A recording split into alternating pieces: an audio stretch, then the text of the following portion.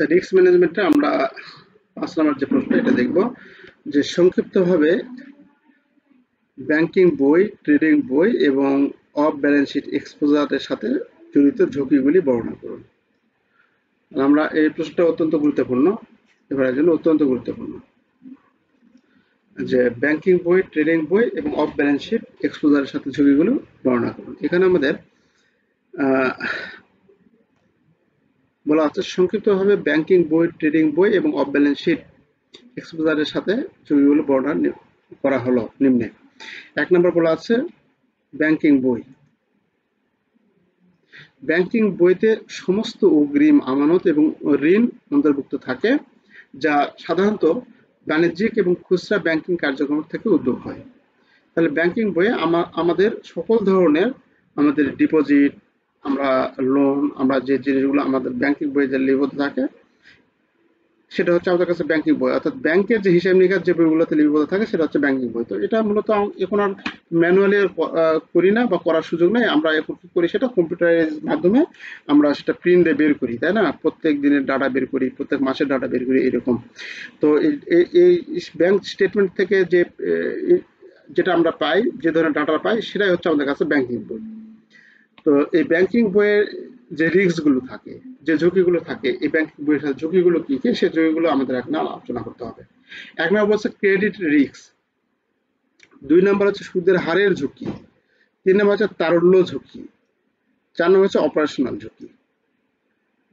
তাহলে এই ব্যাংকিং বইয়ের সাথে সংশ্লিষ্ট ঝুঁকিগুলো হচ্ছে আমাদের এই ধরনের ক্রেডিট রিস্ক ঝুঁকি, সুদের হারের ঝুঁকি, তারল্য ঝুঁকি আর আমাদের অপারেশনাল ঝুঁকি। প্রাথমিকভাবে ঝুঁকি হলো প্রাথমিক ঝুঁকি হলো ক্রেডিট রিস্ক ঝুঁকি, যেখানে ঋণ গ্রহীতারা তাদের ঋণ বা ঋণের বাধ্যবাধকতায় খেলাপি হতে পারে বা যার ফলে সম্ভাব্য ক্ষতি হতে পারে। সুদের হারের ঝুঁকি, সুদের হার ওঠানামার কারণে ব্যাংকগুলি ক্ষতির সম্মুখীন হতে পারে, যা তাদের স্থির আয়ের, সিকিউরিটিজ এবং ঋণ পোর্টফোলিওর মূল্যকে প্রভাবিত করে। তারল্য ঝুঁকি স্বল্পমেয়াদী বাধ্যবাধকতা পূরণে। এই বাধ্যবাধকতা শব্দটি আমরা কিন্তু অনেকবার আসবে, এই অনেকবার বাধ্যবাধকতা শব্দ কিন্তু অনেকবার। বাধ্যবাধকতা বলতে একজন কাস্টমারকে আমরা যে সেবাটা দিতে দায়বদ্ধ। যেমন একজন কাস্টমার চেক নিয়ে আসছে, 1 লাখ টাকার চেক, আমরা তাকে টাকা দিতে বাধ্য, সেটা হচ্ছে আমাদের কাছে বাধ্যবাধকতা। আর স্বল্পমেয়াদী বাধ্যবাধকতা বলতে স্বল্পমেয়াদী যে টাকা, যেগুলো কারেন্ট অ্যাকাউন্টে, সেভিংস অ্যাকাউন্টে যে টাকাটা লেনদেন হয় সেটা হচ্ছে আমাদের কাছে স্বল্পমেয়াদী বাধ্যবাধকতা, মানে স্বল্পমেয়াদী যে টাকাটা আমরা পরিশোধ করব সেটা। তার স্বল্পমেয়াদী বাধ্যবাধকতা পূরণের অক্ষমতা তারল্য ঝুঁকি তৈরি করে, যার ফলে সম্পদ বিক্রি বা তহবিল চ্যালেঞ্জ হতে পারে। এখানে অপারেশনাল ঝুঁকি, অপারেশনাল ব্যর্থতা, যেমন ত্রুটি, জালিয়াতি এবং অপর্যাপ্ত অভ্যন্তরীণ নিয়ন্ত্রণ এবং আর্থিক ক্ষতির কারণ হতে পারে। এখানে আমাদের ব্যাংকিং বইয়ে, এই ব্যাংকিং বইয়ে ব্যাংকিং যে লিপিবদ্ধ করা, ব্যাংকিং যে ইনপুটগুলো করি, বিভিন্ন ডিপোজিট হিসাব এবং বিভিন্ন পের হিসাব এবং বিভিন্ন কার্ডের যে হিসাবগুলো থাকে আমাদের, এটা হচ্ছে আমাদের কাছে ব্যাংকিং বই, অর্থাৎ ব্যাংকের যে ইনফরমেশনগুলো যে বই লিপিবদ্ধ করে সে ব্যাংকিং বই। এই ব্যাংকিং বই আমাদের 4 ধরনের রিস্ক আমাদের থেকে যায়। একটা হচ্ছে ক্রেডিট রিস্ক, সুদের হারের রিস্ক, তারল্য রিস্ক, অপারেশনাল রিস্ক। ট্রেডিং বই বলতে, ট্রেডিং বইটা হচ্ছে, ট্রেডিং বই বলতে এমন সমস্ত সম্পদ রয়েছে যা বাজারজাত যোগ্য, অর্থাৎ যেগুলি বাজারে লেনদেন করা যেতে পারে। ট্রেডিং বইয়ে বেশিরভাগ নির্দিষ্ট আয়ের সিকিউরিটিজ, ইকুইটি এবং বৈদেশিক মুদ্রা হোল্ডিং, পণ্য ইত্যাদি সমন্বয় থাকে, যা ব্যাংকের নিজস্ব অ্যাকাউন্টে থাকে। তাহলে ট্রেডিংটা হচ্ছে, ট্রেডিং বলতে আমরা কি বুঝি? ব্যবসা। ট্রেডিং বলতে আমরা কি বুঝি? ব্যবসা। তাহলে ট্রেডিং বলতে আমরা যেসব সম্পদ আমরা ক্রয় বিক্রয় করতে পারি, যেমন অনেক ব্যাংক সিকিউরিটিজ ক্রয় করে, অনেক কোম্পানির বন্ড ক্রয় করে, অনেক কোম্পানির শেয়ার ক্রয় করে, তাই না? এরকম অনেক ব্যাংক করে থাকে। তাহলে এই ধরনের সম্পদ বা এই ধরনের অ্যাসেট গুলো যে বই আমরা লিপিবদ্ধ করবো সেটা হচ্ছে আমাদের কাছে ট্রেডিং বই। তাহলে ট্রেডিং বইয়ে সমস্ত সম্পদ রয়েছে যা বাজারযোগ্য, যেটা আমরা বাজারজাত করতে পারি, অর্থাৎ যেগুলি বাজারে লেনদেন করা যেতে পারে। মানে শেয়ার ক্রয় করলাম, শেয়ার কি আজীবনের জন্য আমরা ক্রয় করলাম না, ওটা যখন আমরা মনে করবো আমরা লাভবান হবো সেটা সেই সময় বিক্রি করে দেবো। বন্ড কোনো কোম্পানি আমরা ক্রয় করে নিলাম, যখন লাভবান হবো বন্ড বিক্রি করে দেবে, এইরকম যেগুলো আমাদের বিভিন্ন বাজারে বিক্রি করতে পারি, যা ব্যাংকের নিজস্ব অ্যাকাউন্টে থাকে। ডেরিভেটিভস, যা বাজারে বা ওভার দ্য কাউন্টার এবং ট্রেডিং বইয়ের অধীনে হেজিং এক্সপোজারের জন্য রাখা হয়। এই ট্রেডিং বইয়ের অংশ হবে। এখানে ভাষাগুলো একটু অন্যরকম। ডেরিভেটিভস বলতে ঝুঁকি ঝুঁকি কমানোর জন্য, ঝুঁকিগুলোকে আমরা কি করি, প্রশমিত করার জন্য বা ঝুঁকি কমানোর জন্য বিভিন্ন জায়গায় আমরা বন্টন করে থাকি। সেটা হচ্ছে আমাদের ডেরিভেটিভস না আমাদের অধ্যায়ে আছে। তারপর ওভার দ্য কাউন্টার বলতে সরাসরি আমরা কাউন্টারে গিয়ে আমরা শেয়ার বিক্রি করি, আমরা বন্ড বিক্রি করি, যেটা সরাসরি নগদ টাকা যেটা বিক্রি করি সেটা হচ্ছে ওভার দ্য কাউন্টার। ট্রেডিং বইয়ের অধীনে বিভিন্ন এক্সপোজারের জন্য রাখা হয়। এগুলা আমরা ট্রেডিং বইয়ে রাখি বিভিন্ন ঝুঁকি সীমা কমানোর জন্য। আমরা ডেরিভেটিভস এবং ওভার দ্য কাউন্টারে এটা ক্রয় বিক্রয়ের জন্য সবসময় প্রস্তুত রাখা হয়। আমরা মূলত এই বিষয়গুলা যে দু একটা ভাষা বা লাইন আপনার কাছে মানে জটিল লাগবে, সেই লাইনগুলা বা ভাষাটা পরে কেটে দেবেন। অর্থাৎ এই দুই লাইন বা আড়াই লাইন লিখলেই কিন্তু আপনার 4 লাইন হয়ে যাবে। তাহলে এই 4 লাইনটাই লিখবেন, আপনি অন্য কিছু আর বেশি কিছু লিখতে যাবেন না। তাহলে ট্রেডিং বইয়ে কি, ট্রেডিং বইয়ে আমরা কোন ধরনের ইয়েগুলো রাখি, যেগুলো সিকিউরিটিজ সমূহ, যেগুলো সম্পদ, যেটা আর্থিক সম্পদ বা আর্থিক ইনস্ট্রুমেন্ট ব্যাংকের জন্য রাখা হয়, সেগুলো আমরা রাখি এখানে। আর এই আর্থিক সম্পদ সমূহ কি জন্য রাখি, আমরা যখন দেখছি লাভবান হব, আমরা সে সময় এই আর্থিক ইয়েগুলো। ভাই আমি ক্লাসে আছি, ভালো আছি, ক্লাসে আসছি, ক্লাস শেষে আমি ফোন দিচ্ছি। আচ্ছা আচ্ছা, এখন এই বিষয়গুলো আপনার কাছে একটু অস্থিতিশীল বা অস্থিরতা আনবে, যে এই যে ডেরিভেটিভ। কিন্তু এই অধ্যায়ে যখন আমরা যাব তখন এই অধ্যায়গুলো আরো ক্লিয়ার হবো। এবং ডেরিভেটিভস অধ্যায়টা অত্যন্ত সুন্দর অধ্যায়, চমৎকার অধ্যায়। ট্রেজারি ম্যানেজমেন্ট আছে, যাদের ট্রেজারি ম্যানেজমেন্ট নেই তাদের আবার এটা ট্রেজারি ম্যানেজমেন্টে এটা আছে ডেরিভেটিভস অধ্যায়। তো যাই হোক, ট্রেডিং বই আমার সিকিউরিটি সমূহ যেগুলো আছে সেগুলো আমরা রাখি। এই সিকিউরিটি সমূহ রাখার ফলে ঝুঁকি কি হয়, বাজারের ঝুঁকি। এই সিকিউরিটি রাখার ফলে আমাদের বাজারের ঝুঁকি থাকে, আমাদের বাজারের দাম ওঠানামা করে, আমরা উদ্বিগ্ন থাকি যে ইকুইটি, কারেন্সি বা কমোডিটি এবং সুদের হারের ওঠানামার কারণে ট্রেডিং বই বাজারের ঝুঁকির সম্মুখীন হয়, ফলে ব্যবসা লোকসান হতে পারে। তারল্য ঝুঁকি, তরল সম্পদ ধারণ করা ট্রেডিং বইতে তারল্য ঝুঁকি তৈরি করতে পারে, যা অবস্থান থেকে প্রস্থান করা চ্যালেঞ্জিং করে তোলে। ট্রেডিং বইয়ে অপারেশনাল ঝুঁকির সম্মুখীন হয়। তারপরে আছে কাউন্টার পার্টি ঝুঁকি। ট্রেডিং প্রায়ই কাউন্টার পার্টির সম্পর্কিত করে, এবং কোনো কাউন্টার পার্টি তার বাধ্যবাধকতাগুলি পালন না করে তখন ঝুঁকি দেখা দেয়, যা সম্ভাব্য ক্ষতি থেকে পরিচালিত করে। অর্থাৎ ট্রেডিং বইয়ে আমাদের এই সম্পদ সমূহ নিয়ে আমরা আমাদের যে সম্পদটা কিনে রাখছি, সেই সম্পদটা কিনে রাখার পর আমাদের ব্যাংকে বিভিন্ন রকম ঝুঁকি তৈরি হতে পারে। একটা হচ্ছে সবচেয়ে বড় ঝুঁকি হচ্ছে বাজারের ঝুঁকি। যে সম্পদটা আপনি ক্রয় করেছেন, যে বন্ডটা ক্রয় করেছেন, যে ইকুইটি শেয়ার ক্রয় করেছেন, সেটার দাম ওঠানামা হয়। যদি ওঠানামা হয় তাহলে সেক্ষেত্রে দেখা যাচ্ছে যদি নেমে আসে তাহলে আমাদের ব্যাংকের জন্য ক্ষতি বা লোকসান হয়ে যাবে। এখানে তারল্যের ঝুঁকি, আমরা যে সিকিউরিটিটা ক্রয় করলাম সেই সিকিউরিটি ক্রয়ের ফলে আমরা তাৎক্ষণিকভাবে তারল্য নাও পেতে পারি। আমাদের এখন তারল্যের দরকার বা টাকার প্রয়োজন, আমরা সিকিউরিটি এখন বিক্রি করে দিচ্ছে, এই সময় আমরা তারল্যটা নগদ টাকাটা নাও পেতে পারি। কাউন্টার পার্টির ঝুঁকি, এখানে কাউন্টার পার্টির ঝুঁকি বলতে এখানে কাউন্টার পার্টি যারা কিনে নিবে সেই পার্টিগুলো আমাদের সাথে তার মনে করেন এরকম থাকে না যে ওনাকে পণ্য দ্রব্য যদি কোনো কিছু ও ক্রয় করে নিবে, ওর এমন একটা ইচ্ছা যে ক্রয় না করলে চলবে বা কোনো সমস্যা, এমন একটা আপনি দায়বদ্ধতা করে গেছেন, আপনার বিক্রি করতে হবে, কিন্তু তার উদাসীনতা, সে যে ক্রয় করবে সে তার উদাসীনতা, এরকম যে কাউন্টার পার্টি থাকবে যে কিনে নেবে, তার উদাসীনতা আপনার এখানে ঝুঁকি সৃষ্টি করতে পারে, যে আপনি সহজে সেটা বিক্রি করতে পারতেছেন না, এটা ক্ষতির দিকে পরিচালিত করতে পারে। Off balance sheet exposure, off balance sheet exposure বা ব্যালেন্স শিটের বাইরের যে সীমাটা, এটা ব্যালেন্স শিট বহির্ভূত। অফ ব্যালেন্স শিট মানে ব্যালেন্স শিট বহির্ভূত। ব্যালেন্স শিটে কি থাকে, ব্যালেন্স শিটে আমাদের সম্পদ থাকে আর দায় থাকে, তাই না? তাহলে আমাদের সম্পদ এবং দায়গুলো থাকে, খেয়াল করে দেখুন। 1 নম্বরে আমরা কি পড়লাম, ব্যাংকিং বইয়ে কি থাকে, সম্পদ থাকে, দায় থাকে, অর্থাৎ ডিপোজিট থাকে, লোন থাকে এবং বিভিন্ন রকমের হিসাব নিকুশ সেখানে লেখা থাকে ব্যাংকিং বইয়ে। আর তারপরে আমরা দেখলাম কি, 2 নম্বরে দেখলাম হচ্ছে ট্রেডিং বই কি থাকে, শুধুমাত্র অ্যাসেটগুলো, সম্পদগুলো যেগুলো আমরা ক্রয় করি, যেগুলো আমরা ক্রয় করি পরবর্তী বিক্রয়ের জন্য, সেইগুলো আমাদের এখানে লেখা থাকে। আর অফ ব্যালেন্স শিটে এখানে বলছে ব্যালেন্স শিট বহির্ভূত। ব্যালেন্স শিট বহির্ভূত এক্সপোজার সম্ভাব্য প্রকৃতির হয়, যেখানে ব্যাংকগুলি গ্যারান্টি, লেটার অফ ক্রেডিট ইত্যাদি জারি করে, যেখানে ব্যাংকগুলি অ্যাকসেপ্টেন্স ইন্ডোর্সমেন্ট যে জিনিসগুলো আছে যেগুলো ব্যালেন্স শিটের বাইরে যেগুলো রাখি আমরা, সেটা একই সময়ে আমাদের সম্পদ এবং একই সময়ে আমাদের দায় হিসাবে থাকে, সেগুলো আমরা আলাদা করে অফ ব্যালেন্স শিটের বাইরে মানে ব্যালেন্স শিটের বাইরে সেগুলো আমরা লিপিবদ্ধ করি।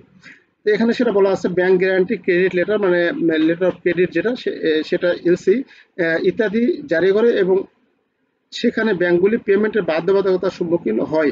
কিছু ঘটনা যেমন পেমেন্ট বাধ্যবাধকতা পূরণে ব্যর্থ হয়, মানে বিষয়টা এরকম। অফ ব্যালেন্স শিট আইটেমটা হচ্ছে এরকম, যদি কোনো ঘটনা ঘটে দায়ের সৃষ্টি হবে, যদি কোনো ঘটনা ঘটে তাহলে দায়ের সৃষ্টি হবে, মানে একই সাথে সেটা সম্পদ হিসাবে থাকবে, একই সাথে সেটা দায় হিসাবে থাকবে। যদি আমরা এলসি করলাম, এলসি যদি পার্টি আমাদের কাছে কোনো টাকা পয়সা দিতে এলসি যে ইয়াটা আছে যে পরিশোধ করতে ব্যর্থ হয়, তখন অ্যাট এ টাইমে আমরা তার সম্পদ আমরা গচ্ছিত রেখেছি। আবার যদি পেমেন্ট করতে ব্যর্থ হয় তাহলে অ্যাট এ টাইম আমরা তার কাছে মানে অন্য ব্যাংকের কাছে, বিদেশের ব্যাংকের কাছে আমরা দায়বদ্ধ। পার্টি যদি পেমেন্ট করতে ব্যর্থ হয় তাহলে আমাদের পেমেন্ট করতে হবে। তাহলে আমরা পেমেন্ট করব কত টাকা?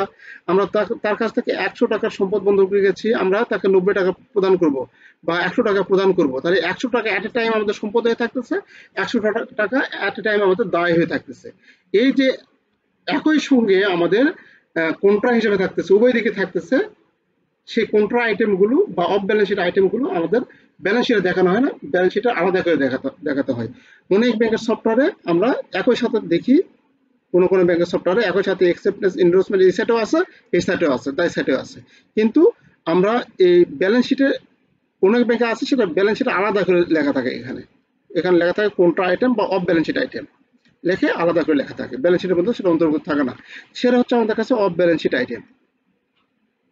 এখানে থাকে ক্রেডিট রিস্ক, আমাদের ঋণের ঝুঁকি থাকে, তারল্য ঝুঁকি থাকে, বাজারের ঝুঁকি থাকে। তাহলে এই ঝুঁকিগুলো আমাদের কাছে প্রত্যেকটা ঝুঁকি, এই ঝুঁকিগুলো আমাদের প্রত্যেকটা সেক্টরে আছে। ক্রেডিট রিস্ক, তারল্য ঝুঁকি এবং বাজারের ঝুঁকি, এই ঝুঁকিগুলো আগেরগুলো যেরকম একই রকম আমাদের এই ঝুঁকিগুলো এখানে বিদ্যমান থাকে। এই ইয়েটা আমাদের কাছে অত্যন্ত জরুরি, কিন্তু এই ইয়েটা প্রশ্নটা এবারে আসার সম্ভাবনা অনেকখানি রয়েছে এটা, বা এ পর্যন্ত সরাসরি এভাবে দিবে না, বিভিন্ন ঘুরে পেয়েছে, যাক এই অ্যান্সারটাই হবে আর কি।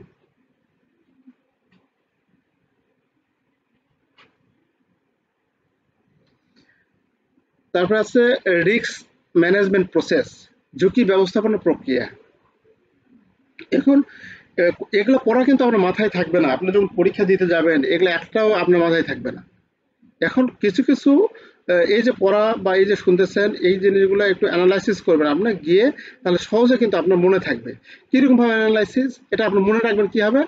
মনে রাখবেন এইভাবে যে এখানে আমাদের আছে ঝুঁকি, তারপরে আছে কি ব্যবস্থাপনা, তারপরে আছে প্রক্রিয়া। ঝুঁকি কি? ঝুঁকি হচ্ছে অনিশ্চয়তা, তাই না? যেটা আমরা অনিশ্চিত কোনো বিষয়ে, সেটা হচ্ছে ঝুঁকি। ব্যবস্থাপনা কি? কোনো কিছু কাজ করাটাই হচ্ছে ব্যবস্থাপনা, কোনো কিছু করাটাই হচ্ছে ব্যবস্থাপনা। প্রক্রিয়াটা কি?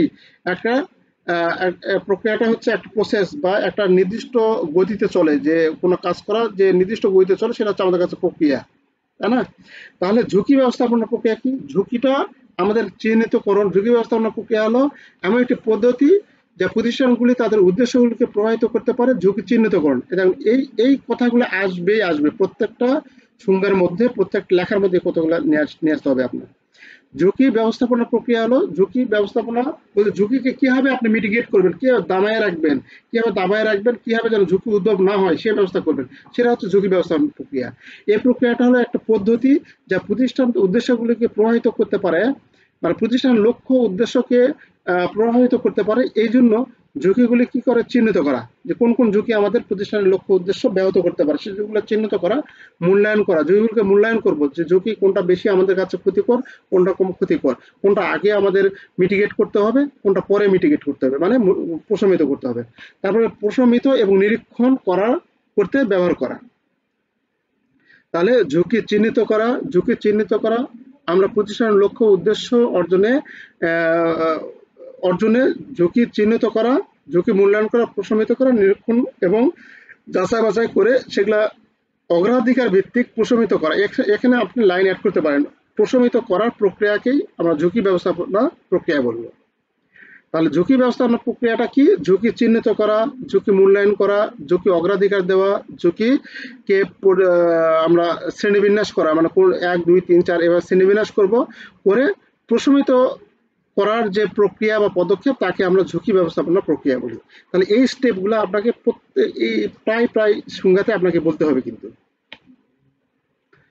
এতে সাধারণত ঝুঁকি শনাক্তকরণ, মানে ঝুঁকি আপনার চিহ্নিত করুন, ঝুঁকি শনাক্তকরণ, প্রতিটি ঝুঁকির সম্ভাবনায়, মানে ঝুঁকির সম্ভাবনা ঘটার সম্ভাবনা কিরকম, প্রভাব নির্ধারণের জন্য ঝুঁকি মূল্যায়ন, ঝুঁকির অগ্রাধিকার, ঝুঁকি প্রশমন, কৌশল বিকাশ এবং ঝুঁকির বাস্তবায়ন, এবং ঝুঁকিগুলি কিভাবে কার্যকরভাবে পরিচালিত হয় তা নিশ্চিত করার জন্য চলমান ঝুঁকির পর্যবেক্ষণ এবং পর্যালোচনা সহ বেশ কয়েকটি মূল পদক্ষেপ রয়েছে। অর্থাৎ এই পদক্ষেপগুলাই হচ্ছে আমাদের ঝুঁকি ব্যবস্থাপনা প্রক্রিয়া। ঝুঁকি ব্যবস্থাপনা প্রক্রিয়া হলে একটি প্রতিষ্ঠানের সম্মুখীন হতে পারে এমন ঝুঁকি শনাক্তকরণ, মূল্যায়ন, পর্যবেক্ষণ, পর্যালোচনা, অগ্রাধিকার প্রদান, প্রশমন করার একটি পদ্ধতি। আচ্ছা, এটা হচ্ছে আমাদের ঝুঁকি ব্যবস্থাপনা প্রক্রিয়া। এই কথা বা এই ভাষাগুলো আমাদের বারবার আসবে এবং আপনার সহজেই কিন্তু এটার মধ্যে আসবে যে ঝুঁকি হচ্ছে অনিশ্চয়তা, ব্যবস্থাপনা হচ্ছে কোনো কাজ করা আর মানে কোনো কাজ সুষ্ঠুভাবে করার যে প্রক্রিয়া সেটা হচ্ছে ব্যবস্থাপনা।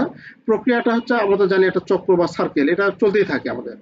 ঝুঁকি ব্যবস্থাপনা একবার আপনি ব্যাংকে নিলেন তারপরে ঝুঁকি যে হবে না তা না, আপনার এটা প্রক্রিয়া থাকবে, প্রক্রিয়াধীন অবস্থা থাকবে, মানে চলমান থাকবে। আপনি ব্যাংকে যতদিন আছেন এটা নির্দিষ্ট সময় পর এটাকে আপনাকে সার্কেলিং করতেই হবে, যে সেই ঝুঁকি হচ্ছে নাকি, মানে আপনার কাউন্টারে কোনো ঝুঁকি হচ্ছে নাকি, আপনার জিবি ডেস্কে কোনো ঝুঁকি হচ্ছে নাকি, এরকম ঝুঁকি আপনাকে চালিয়ে যেতে হবে এই প্রক্রিয়াটা আর কি।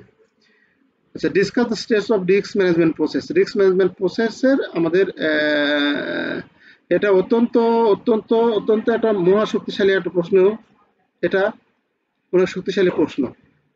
রিস্ক ম্যানেজমেন্ট প্রসেসের স্টেপ অত্যন্ত গুরুত্বপূর্ণ প্রশ্ন। 9টা স্টেপ এখানে দেওয়া আছে, 9টা স্টেপ দেওয়া আছে। 9টা স্টেপের মাধ্যমে এই কটা আপনি মুখস্থ সবসময়ের জন্য রাখবেন, মানে এই সাবজেক্ট যদি পরীক্ষা ভালো মতো দিতে চান তাহলে এই কটা ধাপ অবশ্যই আপনাকে মনে রাখতে হবে। যে ঝুঁকি ব্যবস্থাপনা প্রক্রিয়ার ধাপসমূহ: ঝুঁকি শনাক্তকরণ, ঝুঁকি মূল্যায়ন, ঝুঁকি অগ্রাধিকার, ঝুঁকি প্রশমন, ঝুঁকি পর্যবেক্ষণ নিয়ন্ত্রণ, ঝুঁকি যোগাযোগ, ডকুমেন্টেশন রিপোর্টিং, নিয়ন্ত্রক সম্মতি, পর্যালোচনা, অভিযোজন। এগুলা শেষের দিকে যদি মনে না রাখেন, এখানে 4-5টা মনে রাখতে হবে। প্রথমে ঝুঁকি শনাক্তকরণ, মূল্যায়ন, শ্রেণীবদ্ধকরণ বা অগ্রাধিকার, ঝুঁকি প্রশমন, এই জিনিসগুলা। তাহলে প্রথমে আপনাদের এই প্রক্রিয়াটা, ঝুঁকি ব্যবস্থাপনা প্রক্রিয়াটা, একটা ঝুঁকি ব্যবস্থাপনা প্রক্রিয়াটা কিভাবে শেষ হয়, প্রথমে ঝুঁকিকে চিহ্নিত করতে হবে।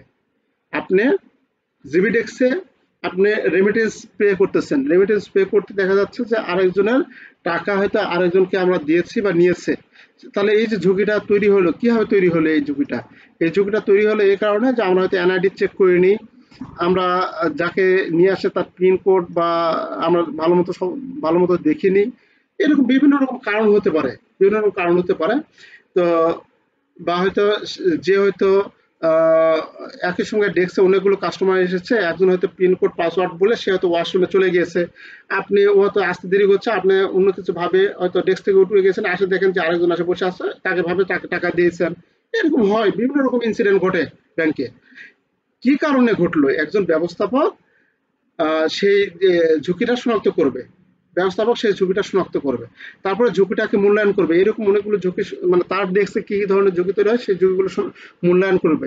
সেই মূল্যায়নকৃত ঝুঁকি মানে এখানে বলা আছে সম্ভাব্য ঝুঁকি শনাক্ত করার পরবর্তী ধাপ হলো তাদের সম্ভাব্য প্রভাব এবং ঘটার সম্ভাবনা নির্ধারণ করতে তাদের মূল্যায়ন করা এবং প্রায়শই গুণগত পরিমাণগত পদ্ধতি ব্যবহার করে থাকে। তো এখানে আমাদের বিভিন্ন ঝুঁকি যখন শনাক্ত করবে তখন তার মধ্যে থেকে ঝুঁকি কোনটা আবার ঘটার সম্ভাবনা আছে, কোনটা বেশি ঘটবে, এই জিনিসগুলো আমরা দেখব এবং সেটা আমরা গুণগত বিভিন্ন রেটিং করব। যেটা ঘটার সম্ভাবনা কিরকম বা ঘটতে পারে কিনা, করলে আমাদের কিরকম ক্ষতির সম্ভাবনা হবে, সেই বিষয়গুলো এখানে আলোচনা করব। ঝুঁকির অগ্রাধিকার, যখন আমরা একটা ডেস্কের মধ্যে 3-4টা ধরনের ঝুঁকি পাবো, তখন কোন ঝুঁকিটিকে প্রশমিত করার জন্য আগে পদক্ষেপ নিতে হবে, সেটা আমাদের হচ্ছে ঝুঁকির অগ্রাধিকার। মানে 1 নম্বর ঝুঁকি আমাদের কোনটা, 2 নম্বর ঝুঁকি কোনটা হবে, 3 নম্বর ঝুঁকি কোনটা হবে, এই জিনিসগুলো আমরা কিন্তু এখানে র্যাঙ্কিং করবো আর কি, 1 2 3 4 5 এভাবে র্যাঙ্কিং করবো ঝুঁকিগুলোকে। তারপরে ঝুঁকি প্রশমনের উদ্যোগ নেবো, আমরা ঝুঁকি প্রশমনের উদ্যোগ নেবো। আমরা 1 নম্বর ঝুঁকি প্রশমনের আমরা উদ্যোগ নেবো। এই ঝুঁকিগুলোকে আমরা বিভিন্ন রকম ভাবে কিভাবে এটা প্রশমিত করা যায়, কি কি কাজ করলে এই ঝুঁকি আর তৈরি হবে না, সেই ধরনের কাজগুলোকে আমরা অগ্রাধিকার দেবো এবং সেই ধরনের কাজগুলি আমাদের প্র্যাকটিস করব। প্র্যাকটিস করার পর যে শেষ তা না, এই ঝুঁকিগুলো আবার আমরা কি করব, পর্যবেক্ষণ করব।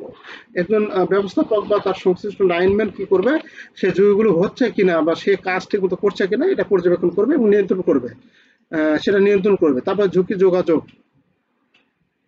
ঝুঁকি ব্যবস্থাপনা প্রক্রিয়ার কার্যকর যোগাযোগ অত্যাবশ্যক। স্টেক হোল্ডারদের চিহ্নিত ঝুঁকি এবং তার সম্ভাব্য প্রভাব এবং প্রশমনে কৌশল সম্পর্কে অবহিত করা দরকার। তো আমরা ঝুঁকি সম্পর্কে আমরা বিভিন্ন স্টেক হোল্ডার মানে আমাদের ব্যাংকে যারা বিভিন্ন স্টেক হোল্ডার রয়েছে, যারা অংশীদারিত্ব রয়েছে বা যারা আমাদের ব্যাংকে বিভিন্ন রকম ভাবে কি বলেছে বিনিয়োগ করেছে, সেই স্টেক হোল্ডারের মাধ্যমে ঝুঁকিগুলো অবহিত করা, তাদেরকে ঝুঁকিগুলো সম্পর্কে জানানো বিভিন্ন বিষয়ে।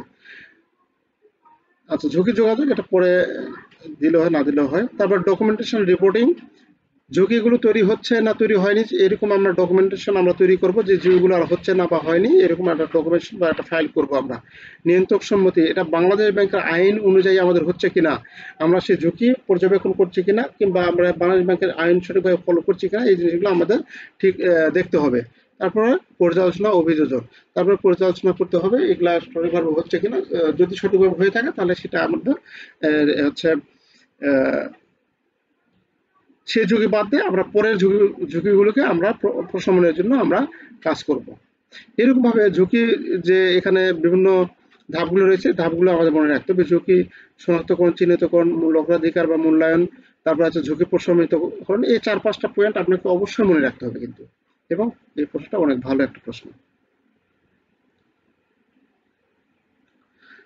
তারপরে আমাদের রিস্ক ম্যানেজমেন্ট এবং এন্টারপ্রাইজ রিস্ক ম্যানেজমেন্ট এর আওতা এবং পরিধি আলোচনা করো। রিস্ক ম্যানেজমেন্ট মানে ঝুঁকি ব্যবস্থাপনা এবং এন্টারপ্রাইজ রিস্ক ম্যানেজমেন্টের আওতা এবং পরিধি আলোচনা করো। তাহলে ঝুঁকি এর আওতাটাই হচ্ছে, ঝুঁকির যে আওতাটাই হচ্ছে, ঝুঁকির আওতা বা পরিধি হচ্ছে ঝুঁকি শনাক্তকরণ, ঝুঁকি মূল্যায়ন, ঝুঁকি প্রশমন এবং নিয়ন্ত্রণ। ওই যে পয়েন্টগুলো, সেই পয়েন্টগুলো কিন্তু বারবার ব্যবহার হয়। আমি বলেছি আপনাদের এই পয়েন্টগুলো কিন্তু আমাদের বারবার মানে অতি বেশি ব্যবহার হবে আর কি। ঝুঁকি পর্যবেক্ষণ করা, সম্মতি নিয়ন্ত্রক, অপারেশনাল রিস্ক, আর্থিক রিস্ক, কৌশলগত রিস্ক, সুনামগত রিস্ক, এরকম। এটা হচ্ছে আমাদের ঝুঁকি ব্যবস্থাপনার আওতা বা পরিধি। আর আমাদের এন্টারপ্রাইজ রিস্ক ব্যবস্থাপনা আর এন্টারপ্রাইজ রিস্ক ম্যানেজমেন্টের ক্ষেত্রে আমরা আওতা বা পরিধি সামগ্রিক দৃষ্টিভঙ্গি। এন্টারপ্রাইজ রিস্ক ম্যানেজমেন্ট হচ্ছে আমাদের এটা বৃহৎ একটা প্রতিষ্ঠানের ঝুঁকি, সমগ্র প্রতিষ্ঠানের ঝুঁকি। সমগ্র প্রতিষ্ঠানের ঝুঁকি হচ্ছে আমাদের এন্টারপ্রাইজ রিস্ক ম্যানেজমেন্ট। আর আমরা যখন একটা নির্দিষ্ট কোনো ব্যক্তি বা নির্দিষ্ট কোনো ব্রাঞ্চ বা নির্দিষ্ট কোনো ডেস্কের যে ঝুঁকিটা, সেটা হচ্ছে আমাদের ঝুঁকি ব্যবস্থাপনা। ঝুঁকি মানে কোনো একটা নির্দিষ্ট সেক্টরের ঝুঁকি, সেটা হচ্ছে আমাদের ঝুঁকি ব্যবস্থাপনা, শুধু ঝুঁকি ব্যবস্থাপনা। এন্টারপ্রাইজ রিস্ক ম্যানেজমেন্ট বলতে একটা প্রতিষ্ঠানের সামগ্রিক যে ঝুঁকি, সেটা সামগ্রিক দৃষ্টিভঙ্গি।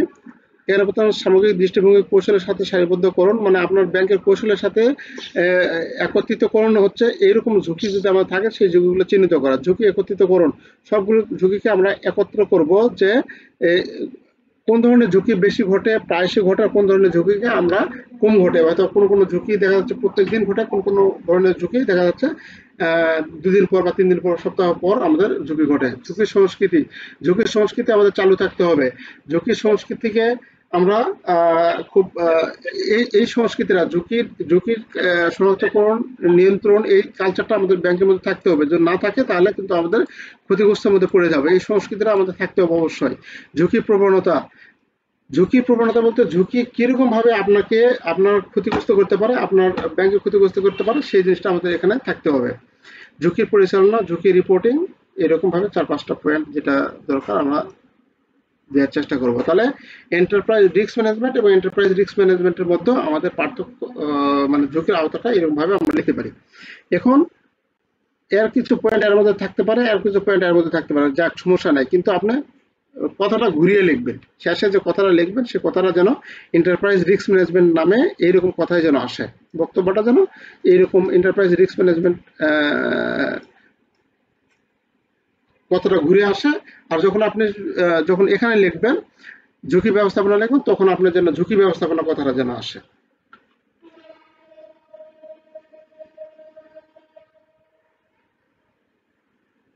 ঝুঁকি সংস্কৃতি, এই প্রশ্নগুলো প্রত্যেকটা প্রশ্ন গুরুত্বপূর্ণ। ঝুঁকি সংস্কৃতি কি? এখন এগুলা যখন পড়বেন আপনি তখন বা দেখবেন, তো এটা কি, এটা হয়তো সহজ একটা জিনিস বা আপনি জানেনও হয়তো বা, কিন্তু আপনি এটা লেখা যাচ্ছে না বা এরকম হতে পারে। হুম। তো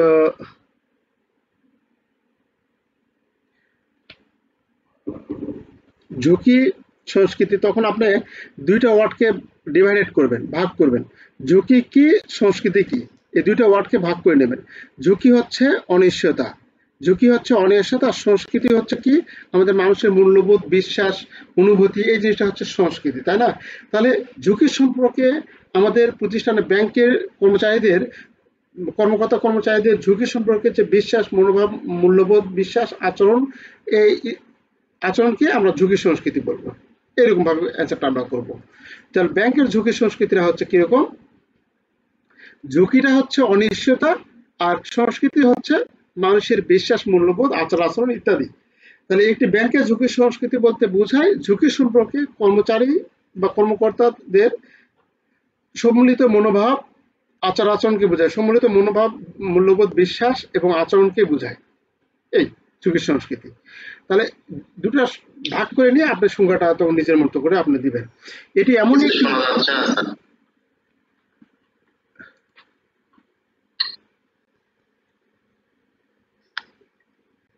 আচ্ছা sorry sorry sorry, thank you.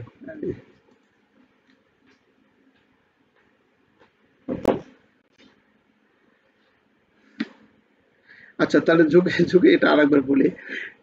ঝুঁকি সংস্কৃতি কি, এই বিষয়টা যখন আমাদের সামনে আসবে তখন কিন্তু আমাদের দেখবো বা পারবো বা এটা লেখা ব্যাপার না এরকম মনে হবে, কিন্তু আসলে যখন লিখতে যাবো তখন কিন্তু আমাদের এলোমেলো হয়ে যায়, কি লিখবো, কোনটা কি করব, এটা এলোমেলো হয়ে যায়।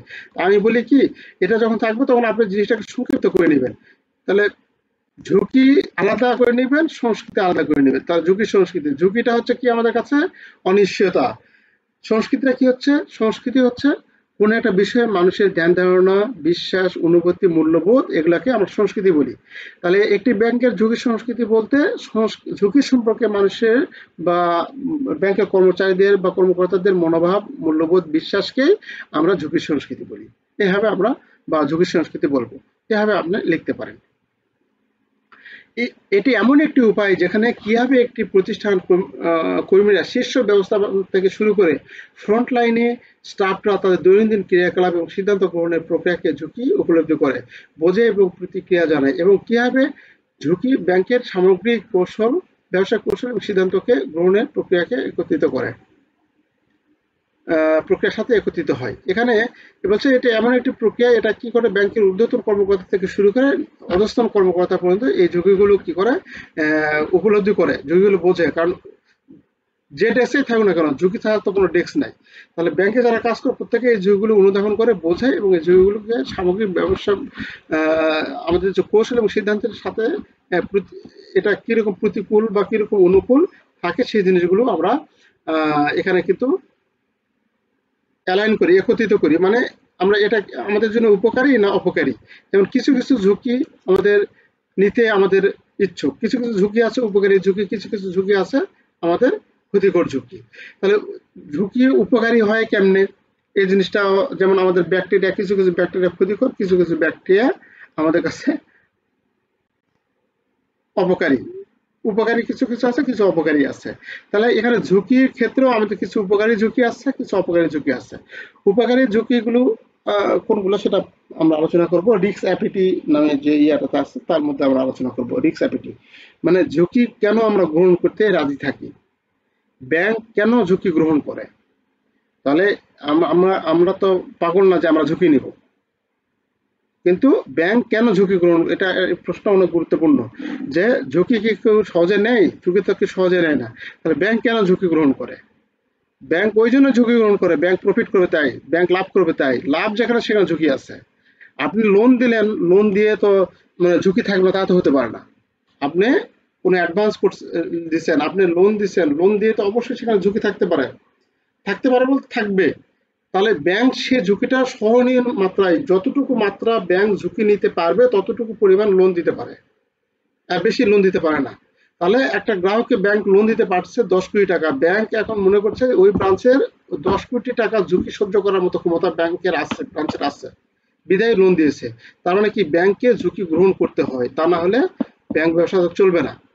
তাহলে কিছু কিছু ঝুঁকি আমাদের গ্রহণ করতে হয়, এবং যেটা আমাদের লাভবান, এই ঝুঁকি থেকে আমরা লাভবান হতে পারি। আচ্ছা, যেটা পরে আছে আমাদের রিস্ক অ্যাপিটি ইয়াকে আমরা একটা ঝুঁকি সংস্কৃতি দেখতেছি। তাহলে ঝুঁকি সম্পর্কে আমাদের কর্মচারীদের বা ঊর্ধ্বতন বা অধস্তন কর্মকর্তাদের যে মনোভাব, মূল্যবোধ, বিশ্বাস, সেটা হচ্ছে ঝুঁকি সংস্কৃতি। এই ঝুঁকি সংস্কৃতি কার্যকর ব্যবস্থাপনার জন্য অপরিহার্য এবং যথাযথ সম্ভাব্য ঝুঁকি শনাক্তকরণ, মূল্যায়ন, প্রশমিত এবং প্রতিকারের জন্য একটি প্রতিষ্ঠানের ক্ষমতাকে উল্লেখযোগ্যভাবে প্রভাবিত করে। একটি শক্তিশালী ঝুঁকি সংস্কৃতি স্বচ্ছতা, জবাবদিহিতা এবং ঝুঁকি ব্যবস্থাপনার জন্য একটি সক্রিয় দৃষ্টিভঙ্গি বৃদ্ধি করে। যখন একটি দুর্বল নেতিবাচক ঝুঁকি সংস্কৃতি, আত্মতুষ্টি, দুর্বল চিত্ত গ্রহণ, লাগবে।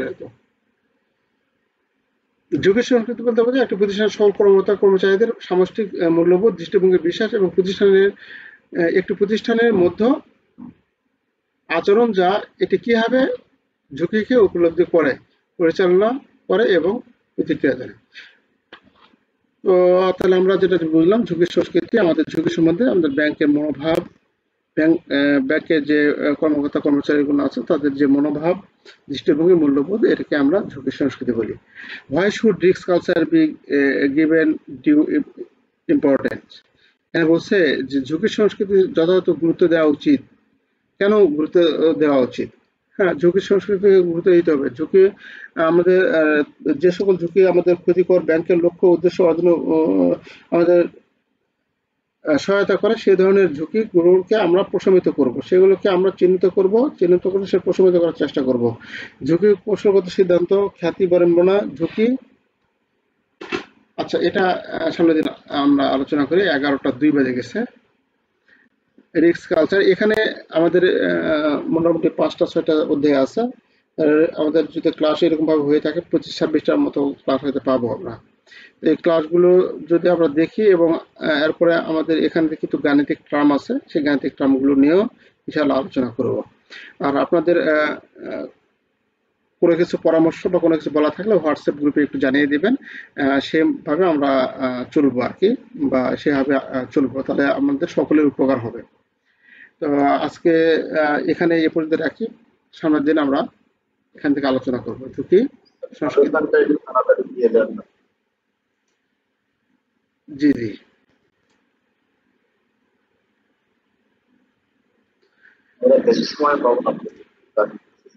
সময় যে সময় আছে, যথেষ্ট সময় আছে। 2 মাস সময় মানে আপনাদের হিউজ সময়। অনেক সময় আছে, এইটুকু সময় দেখেন এগুলা সব তুলাধনা হয়ে যাবে।